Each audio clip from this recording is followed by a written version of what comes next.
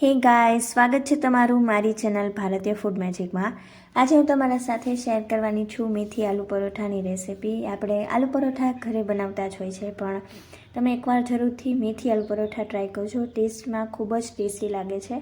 તમે બાળકોને લંચ બોક્સમાં આપી શકો અથવા તો તમે સાંજે ચા સાથે એની મજા માણી શકો। ટેસ્ટમાં ખૂબ જ ટેસ્ટી લાગે છે। તો એને કઈ રીતે બનાવવા એની પ્રોસેસ જોઈ લઈએ।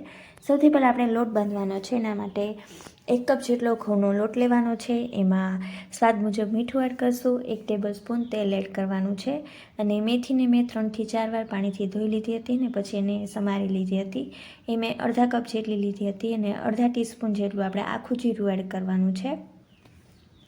બધી જ વસ્તુને મિક્સ કરી અને પાણી એડ કરતું જવાનું અને આપણે પરાઠા જેવો લોટ બાંધવાનો છે। વધારે સોફ્ટ પણ નહીં અને વધારે કડક પણ નહીં, એવો આપણે લોટ તૈયાર કરી લેવાનો છે। અને લોટ આ રીતનો બંધાઈ જાય પછી આપણે એમાં 1 ટીસ્પૂન જેટલું તેલ એડ કરી અને લોટને પાછો કૂણવી લેવાનો છે।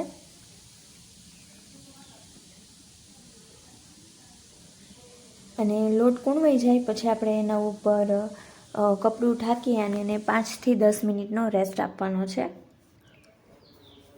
અને રેસ્ટ થાય ત્યાં સુધી આપણે જે બટેકાનું સ્ટફિંગ બનાવવાનું છે એ સ્ટફિંગ આપણે તૈયાર કરી લેશું। એના માટે મેં 2 નંગ જેટલા મોટા બટેકા લીધા હતા અને એને મેં બાફી લીધા હતા। એ આપણે બાઉલમાં એડ કરશું અને આમાં આપણે સિમ્પલ મસાલા જ એડ કરવાના છે। તો એમાં સૌથી પહેલાં ધાણા જીરું એડ કરશું, 1/2 ટીસ્પૂન જેટલું। આમચૂર પાવડર એડ કરવાનો છે 1/4 ટીસ્પૂન જેટલો અને લાલ મરચું પાવડર એડ કરશું 3/4 ટીસ્પૂન જેટલો। જો તમે બાળકો માટે બનાવતા હોય તો તમે તમારી ઈચ્છા મુજબ મસાલા છે એ વધઘટ કરી શકો। પછી સ્વાદ મુજબ મીઠું એડ કરવાનું છે અને લીલા મરચાં લેવાના છે। એ મેં લીધા છે 1 નંગ જેટલું અને 1 નાની એવી સમારેલી ડુંગળી એડ કરશું અને કોથમરી એડ કરવાની છે।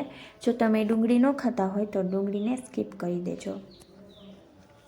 અને આ બધી જ વસ્તુને આપણે મિક્સ કરી લેવાની છે। અને જો તમને ચીઝ ભાવતું હોય, બાળકોને ચીઝ પસંદ હોય છે તો તમે આ સ્ટેજે ચીઝ પણ એડ કરી શકો। હવે આપણું સ્ટફિંગ છે એકદમ તૈયાર છે, તો હવે એને સાઈડમાં રાખી દઈશું અને મેં આપણે જે લોટ બાંધ્યો હતો એમાંથી મીડિયમ સાઇઝનો લુઓ તૈયાર કરી લીધો હતો અને એને આવી રીતે ચપટો કરી લેવાનો છે। અને પછી આપણે જે સ્ટફિંગ આપણે બનાવ્યું હતું એ સ્ટફિંગ આમાં એડ કરી દઈશું।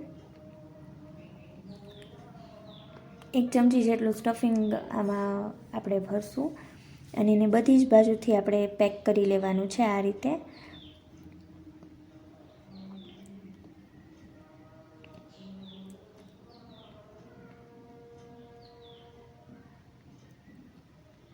અને તમે આ રીતે પરોઠું બનાવશો એટલે ફાટશે પણ નહીં અને એને કોરા લોટમાં આપણે કોટ કરી લેશું અને પછી આપણે એનું મીડિયમ ઠીક આપણે પરોઠું છે એ વણી લેવાનું છે। અને બાળકો મેથી નથી ખાતા હોતા અને એ લોકોને મેથીનો ટેસ્ટ પણ નથી ભાવતો હોતો, પણ તમે એને આ રીતે પરોઠામાં એડ કરીને ખવડાવશો તો એ ખુશીથી ખાઈ લેશે અને ટેસ્ટમાં એકદમ સરસ લાગે છે। હવે આપણે જે પરોઠું છે એ વણાઈ ગયું છે તો એને આપણે શેકી લેવાનું છે। અને તમારે બટેકાની સાથે બીજા વેજીટેબલ એડ કરવા હોય તો તમે એ પણ કરી શકો। એનાથી પણ ટેસ્ટ છે એકદમ સરસ લાગે છે। અને એક બાજુ પરોઠું થઈ જાય પછી આપણે બીજી બાજુ પલટાવી લેશું અને એમાં 1 ચમચી જેટલું તેલ એડ કરવાનું છે। તમે તેલની જગ્યાએ ઘીથી પણ શેકી શકો અથવા તો બટર પણ લઈ શકો, પણ હું અત્યારે તેલનો ઉપયોગ કરી રહી છું।